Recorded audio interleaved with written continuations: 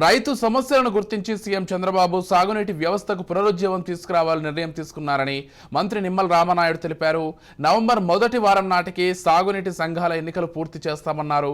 నిర్వీర్యమైన సాగునీటి వ్యవస్థను సాగునీటి సంఘాల ద్వారా రైతుల ప్రాతినిధ్యంతో గాడిలో పెడతామన్నారు. గత వైసీపీ పాలన రైతులకు శాపంగా మారిందన్నారు.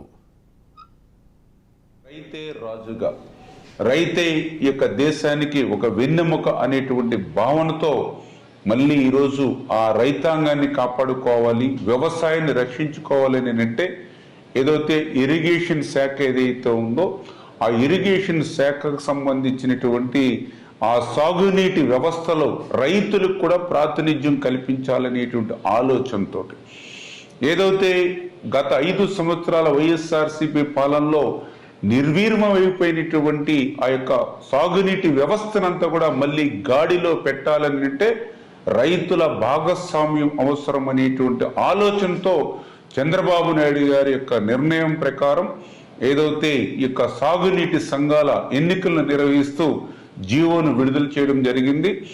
అతి తొందరలోనే నవంబర్ మొదటి వారంలోగా ఏదైతే ఈ యొక్క సాగునీటి సంఘాల ఎన్నికలను పూర్తి చేయాలనేటువంటి ఆలోచనతో ఉన్నాం. తగిన విధంగా అధికారులకు కూడా ఆదేశాలు కూడా ఇస్తున్నామని చెప్పి తెలియజేసుకుంటూ ఉన్నా.